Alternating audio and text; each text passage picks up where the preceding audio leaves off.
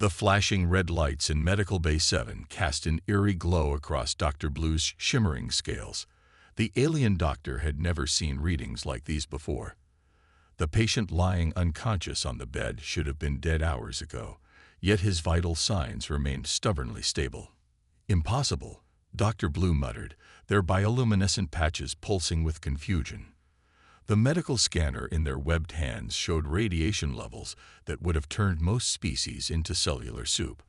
But the human just wouldn't die. It had started as a routine day at the Frontier Medical Station. Dr. Blue, the chief medical officer, had been reviewing reports when the emergency alert came in. There had been an accident at the nearby mining colony, a plasma core breach that exposed several workers to lethal radiation doses. The first patient they brought in was Jack Wilson, a human engineer who had been closest to the breach. His protective suit was melted in places, and the radiation counter near him was off the charts. The medical team had rushed to put him in stasis, more to prevent suffering than to save him. By all known medical science, he was already dead. But humans, it seemed, didn't read medical textbooks. "Doctor, his cellular regeneration is active," reported Assistant Medical Officer Rex, their antennae twitching in disbelief. The insectoid medical professional pulled up a holographic display showing Jack's cellular structure. "The radiation damage is extensive, but his cells are actually repairing themselves." Dr. Blue moved closer to the display, their natural glow dimming in concentration. In 20 years of xenomedicine, they had never seen anything like this. The human's DNA was being repaired at a rate that defied conventional biology. "Get me everything we have on human physiology," Dr. Blue ordered. "And contact the Earth Medical Exchange. We need their expertise." The medical bay grew busier as more victims arrived. Most were aliens of various species, all showing severe radiation poisoning. But there were 2 more humans, and they showed the same impossible resilience as Jack. "Doctor," one of the nurses called out, her crystalline form reflecting the emergency lights. The Earth Medical Exchange responded. "They're sending their files, but they say this is within normal human survival parameters." Dr. Blue's bioluminescent patches flashed in shock. Normal parameters. These radiation levels would kill a Gardaxian stone beast. The data from Earth began flooding their screens. As Dr. Blue read, their confusion grew. Humans, it seemed, had evolved on a planet that regularly tried to kill them. Background radiation, extreme temperature variations, atmospheric toxins. Earth was what most species would classify as a death world. They evolved with this, Dr. Blue realized aloud. Their entire species developed repair mechanisms to handle radiation damage. Their DNA, it's not just repairing itself, it's adapted to expect damage. Hours passed, and Jack's condition stabilized further. The medical team watched in amazement as his body fought back against what should have been certain death. Their monitoring equipment, calibrated for more fragile species, kept giving error readings. It simply wasn't designed to handle a patient surviving these conditions. "Doctor," Rex chittered excitedly, "he's regaining consciousness." Jack's eyes fluttered open, and he looked around the medical bay in confusion. Did someone get the number of that truck?" he mumbled. Dr. Blue moved to his bedside, medical scanner humming. "Mr. Wilson, you've been in a serious accident. You were exposed to extreme radiation levels. By all medical knowledge, you should be dead." Jack managed a weak smile. "Yeah, we humans are pretty hard to kill. Had worse during my college drinking days." He tried to sit up but winced, "though I could use some aspirin." Dr. Blue's patches pulsed with a mix of amazement and professional curiosity. They had just witnessed something that would rewrite xenomedicine textbooks across the galaxy. Humans weren't just tough, they were survivors of a caliber the medical community had never seen. And this was just the beginning of what they would learn about humanity's remarkable resilience. 24 hours after the accident, the medical staff of Frontier Medical Station gathered around their monitoring screens in stunned silence. Not only was Jack Wilson still alive, but his body was actively fighting back against the radiation damage in ways that defied their understanding of biology. Dr. Blue's bioluminescent patches pulsed rapidly as they reviewed the latest scans. "Look at this," they said, pointing to a holographic display of Jack's cellular structure. "His body isn't just repairing the damage, it's adapting to prevent further harm." Assistant Medical Officer Rex clicked his mandibles thoughtfully. "It's almost as if their species evolved to expect regular radiation exposure. But that's—" He paused, searching for the right word. "Impossible," Dr. Blue finished. "I'm starting to think we need to reconsider what that word means when it comes to humans." The medical facility's AI, dubbed MedCore, had been running continuous analysis of Earth's historical data. Its mechanical voice filled the room. Historical records indicate that Earth's background radiation levels are significantly higher than most inhabited worlds. Additionally, human evolution occurred during periods of varying radiation exposure due to solar events, cosmic rays, and naturally occurring radioactive materials. They evolved on a planet that was constantly trying to kill them, mused Dr. Blue, their scales shimming with excitement. And instead of dying out, they adapted. Jack was awake now, sitting up in his bed, and eating what the medical staff had assured him was the closest thing to chicken soup their synthesizers could manage. He looked tired but remarkably healthy for someone who should have been dead several times over. "I don't understand all the fuss," he said between spoonfuls. "Back on Earth, we've got people living in places with natural radiation levels that would make your sensors explode. Ever heard of Ramsar? Beautiful place in Iran. Radiation levels would make a Geiger counter dance." Dr. Blue's assistant, a crystalline being named Crystal, recorded every word. The medical community would need to completely revise their understanding of species resilience. The next surprise came when they tested Jack's blood samples. The medical eye almost crashed trying to process the results. "Doctor," Rex called out, his antennae twitching excitedly. "His white blood cells, they're not just fighting the radiation damage, they're becoming more efficient at it. His immune system is actually learning from the experience." Dr. Blue moved to examine the results themselves. "Fascinating. Their bodies don't just repair damage. They get better at handling it next time. It's like their entire biology is built around the concept of what doesn't kill you makes you stronger." The news of Jack's survival had spread through the station. Medical professionals from other departments kept finding excuses to pass by Medical Bay 7, hoping to catch a glimpse of the human who survived the impossible. "You're going to be famous in medical circles," Dr. Blue told Jack as they checked his vital signs. "Your case is already being discussed in every major medical facility in the sector." Jack shrugged, a very human gesture that still puzzled the alien staff. "Just doing what humans do best, refusing to die when we're supposed to." The medical team was learning something new every hour. Human bones were far denser than initially assumed. Their blood had remarkable oxygen-carrying capabilities. Even their skin showed unusual regenerative properties. "It's not just their physical resilience," Crystal observed, her crystalline form reflecting the medical bay's lights. "Their psychological resilience is equally remarkable." He's making jokes about an experience that should have traumatized him. Dr. Blue nodded, their glow pulsing thoughtfully. "Perhaps that's part of why they're so resilient. Their minds and bodies work together in ways we've never seen before." As the second day of observation began, the medical staff realized they weren't just treating a patient. They were witnessing the beginning of a revolution in their understanding of what was possible in biological systems. And somewhere in the back of Dr. Blue's mind, a question began to form. What else were humans capable of surviving? The emergency alert blared through Frontier Medical Station, just as Dr. Blue was finishing their latest notes on Jack's recovery. 3 more transport pods were incoming from the mining colony, all carrying human patients. "Multiple trauma cases," Rex reported, his insectoid form moving quickly through the medical bay. "Cave-in during the radiation cleanup. 2 crushes, 1 impalement." Dr. Blue's bioluminescent patches flashed with concern. They had barely begun to understand human biology, and now they had more critical cases incoming. Prepare medical bays 8 through 10, and get Jack on the comlink. We need his insight.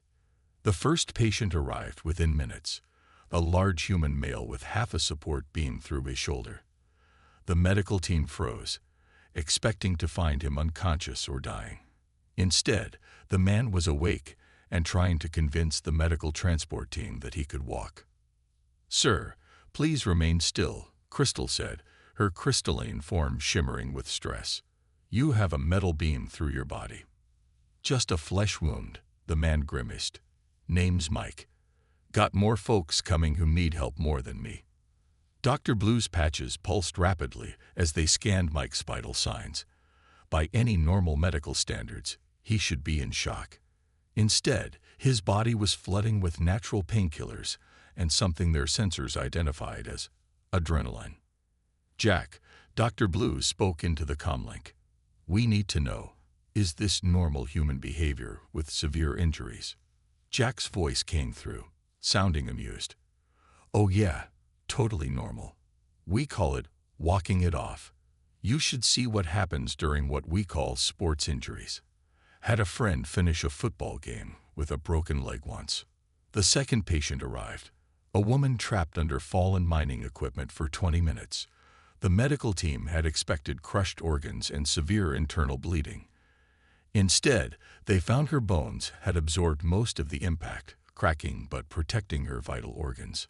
"Fascinating," Rex chittered, reviewing the scans. "Their skeletal structure actually collapses in a controlled way to absorb force.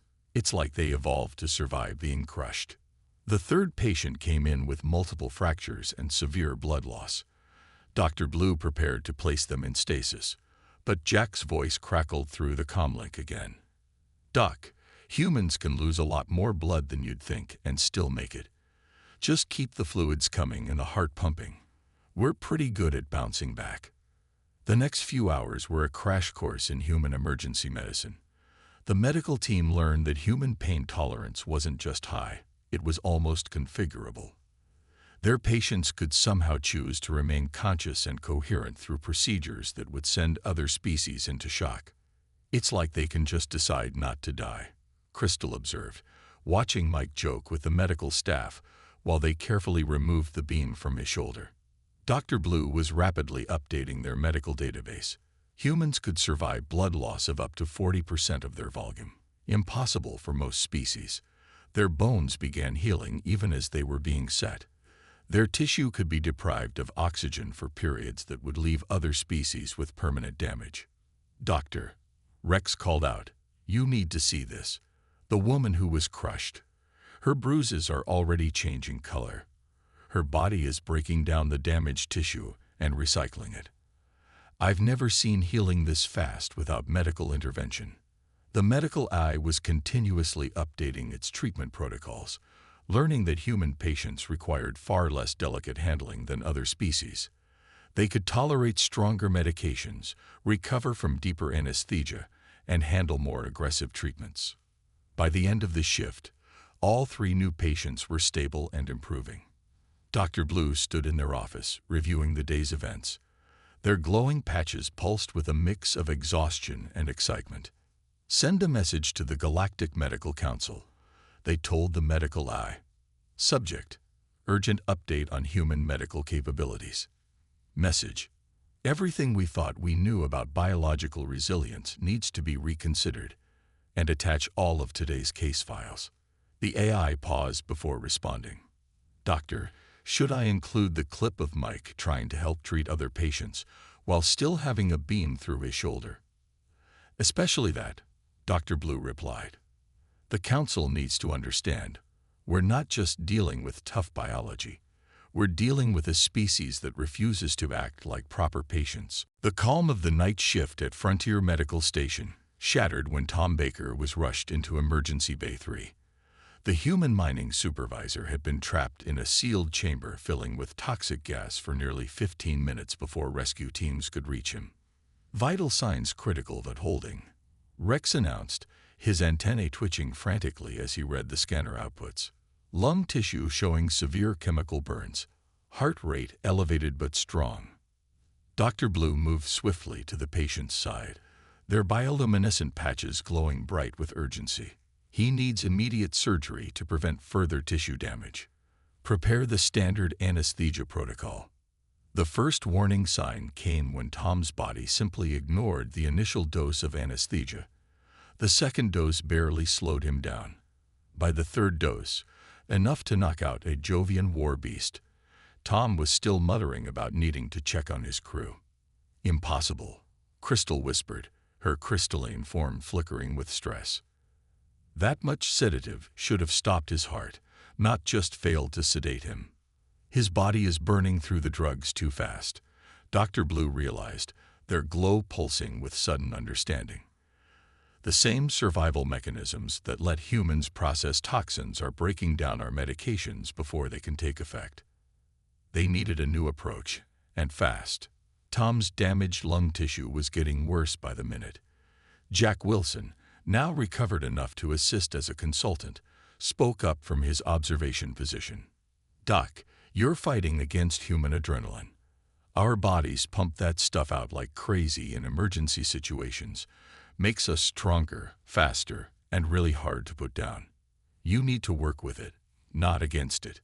Dr. Blue's patches flickered thoughtfully. "Work with it? How?" "In human emergency medicine," Jack explained, "sometimes they have to tire the body out first. Let it burn through that fight-or-flight response before trying sedation." It went against everything Dr. Blue had learned about emergency medicine, but they were out of options. They kept Tom stable and waited, watching in amazement as his body fought against conditions that should have been fatal. After 20 minutes, Tom's adrenaline levels finally began to drop. This time, when they administered the anesthesia, it took effect, though they still needed twice the normal dose. The surgery itself brought more surprises. Tom's tissue was already attempting to heal even as they worked, forcing the medical team to move quickly before the body's natural responses could interfere with their repairs. "His healing rate is interfering with the procedure," Rex noted, watching new cells forming around the damaged areas. "It's like his body doesn't want to wait for us to help." "Humans," Jack chuckled from his observation post. "We're terrible patients, always trying to fix things ourselves, even on a cellular level." The real shock came 3 hours into what should have been a 6-hour surgery. Tom's vital signs suddenly spiked, and his body began fighting off the anesthesia again. "Second wind," Jack called out urgently. "It's a thing humans get. Like a backup battery kicking in. You need to increase sedation now." Dr. Blue had never seen anything like it. Just when Tom's body should have been at its weakest, it somehow found new reserves of energy. They quickly adjusted the medication, marveling at the human body's refusal to give up. "How?" Crystal asked, watching the readings stabilize again. "How do they just decide to keep going when all biological logic says they should shut down?" "That's the thing about humans," Jack replied proudly. "We're too stubborn to listen to biological logic." The surgery finally finished successfully, though it had taught the medical team more about human resilience than they had learned in all their previous cases combined. Later, in their office, Dr. Blue recorded their observations. Human emergency medical case number 4. Standard procedures repeatedly proven inadequate. Patients survived conditions that exceeded our survivability models by 300%. Most remarkably, human bodies appear to have multiple reserve systems that activate precisely when we expect them to fail. Note: update all human treatment protocols to account for what they call second wind, a backup survival system that defies our current understanding of biology. They paused, then added, "personal observation. Perhaps the most dangerous thing about humans is assuming they've reached their limits." Word spread through the galactic medical community like a virus through an unprotected system. Within days of Dr. Blue's report reaching the Galactic Medical Council, Frontier Medical Station was flooded with research teams from across the galaxy. Another research ship requesting docking clearance, Rex announced, his mandibles clicking with amusement. "This one's from the Centauri Medical Academy. That makes 15 teams so far. Dr. Blue's bioluminescent patches pulsed with a mix of pride and exhaustion. Their small frontier station had become the center of the biggest breakthrough in xenomedicine in decades. The observation room above Medical Bay 7 was crowded with scientists of various species, all watching the human patients with intense fascination. Jack, now fully recovered, had been hired as a permanent consultant. He sat in the station's conference room, surrounded by eager researchers, trying to explain the concept of human endurance sports. "So you're saying," a jellyfish-like researcher wobbled incredulously, "that humans run for fun, for distances over 40 kilometers, without being chased by predators? Marathon running is actually pretty tame." Jack grinned. "Wait until I tell you about ultra-marathons, or this thing we call CrossFit." The research teams were discovering new aspects of human resilience daily. A crystalline scientist from the Rigel system was particularly excited about human bone structure. "Their skeletal system isn't just for support," she explained during one briefing, her form sparkling with enthusiasm. "It's a backup factory for blood cells, a mineral storage system, and it can repair itself while still bearing weight. It's like they evolved to keep fighting even with broken bones." The station's medical eye was working overtime, compiling data from thousands of human medical records that were now pouring in from Earth and other human colonies. Each new file seemed to reveal another surprising aspect of human durability. "Doctor," Crystal called out one morning, her crystalline form vibrating with excitement, "you need to see these historical records. Humans have survived things that shouldn't be scientifically possible. There's a case here of a human who was impaled through the brain and survived. Another who was frozen solid and recovered." Dr. Blue moved through the crowded station, their scales reflecting the excited energy around them. In Medical Bay 9, a team from the Vega Institute was studying human tissue samples, particularly fascinated by the concept of calluses. "Their skin actually gets stronger when damaged," the lead researcher explained. "Instead of just healing, it anticipates future injury and prepares for it. We've never seen adaptive healing like this before." The psychological research teams were equally amazed. They struggled to understand how humans could maintain cognitive function under conditions that would break most species' minds. "Their stress response doesn't just help them survive," a telepathic researcher explained, their thought patterns buzzing with excitement. "It can actually improve their performance. They call it rising to the challenge.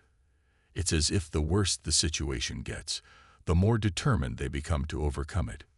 Tom, still recovering from his surgery, had become another favorite subject of study. The research teams were particularly interested in his body's aggressive healing response. "Watch this," a researcher demonstrated, showing time-lapse imagery of Tom's lung tissue regeneration. "The cells aren't just replacing damaged tissue, they're creating stronger versions. It's like their bodies treat every injury as a learning experience." Late one night, Dr. Blue sat in their office, reviewing the growing mountain of research data.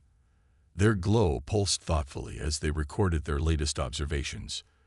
"Day 15 of Human Resilience Studies. We've barely scratched the surface of understanding human survival capabilities. Every answer raises new questions. Their redundant organs, rapid healing, adaptive responses, and psychological resilience all point to a species that evolved not just to survive, but to thrive under conditions that would kill most life forms." They paused, then added, "Most remarkable of all is their attitude toward their own resilience. They seem genuinely unaware of how extraordinary their survival capabilities are. To them, it's just, as they say, another day at the office." The grand hall of the Galactic Medical Conference was packed with beings from 1,000 worlds. Dr. Blue stood at the central podium, their bioluminescent patches glowing brightly under the spotlight. Behind them, a massive holographic display showed medical data from their human patients. "Distinguished colleagues," they began, their voice carrying across the hushed chamber, "what you are about to see will change everything we thought we knew about biological resilience. The first holographic image showed Jack's radiation-damaged cells regenerating. The audience gasped as they watched the impossible healing process in time-lapse. "This is not advanced medical technology," Dr. Blue continued. "This is natural human healing. Their bodies do this automatically, without any external assistance." In the front row, Jack sat next to Tom, both wearing their mining company uniforms. They tried not to smile too broadly as the alien doctors around them muttered in amazement. The presentation continued with footage from Tom's surgery. "Notice how the patient's body actively fights against sedation," Dr. Blue explained. "Humans have evolved multiple layers of survival responses. Just when we think their bodies have reached their limits, they activate another reserve system." A jellyfish-like doctor floated up from their seat. "Are you suggesting we should revise all our survival threshold calculations?" "Not just revise them," Dr. Blue replied, their patches pulsing with excitement. "We need to completely rebuild them. Humans have shown us that what we considered impossible is merely improbable, and what we thought improbable might actually be common." The next section of the presentation focused on practical applications. Dr. Blue showed how human emergency medical techniques could be adapted for other species. Human medical practices evolved under harsh conditions, they explained. Their emergency procedures are designed for worst-case scenarios. By studying their methods, we've already developed new treatments for species we once thought too fragile for aggressive medical intervention. Crystal, who had joined the presentation team, demonstrated their new healing techniques. "By applying human-inspired rapid response protocols, we've increased survival rates across all species by 23%. The conference hall buzzed with excitement. Medical professionals from across the galaxy were already discussing how to implement these findings in their own facilities. But perhaps the most important lesson, Dr. Blue continued, their glow softening, isn't about physical resilience at all. Humans have taught us about the power of what they call determination. Their bodies can survive because their minds refuse to give up." They showed video clips of their human patients, Jack joking just hours after lethal radiation exposure, Tom trying to check on his crew while critically injured, and others displaying what would have been considered impossible recovery times. "We've begun implementing psychological support techniques based on human models," Dr. Blue explained, "teaching other species that survival isn't just about biological functions. It's about the will to live." The presentation concluded with a stunning announcement.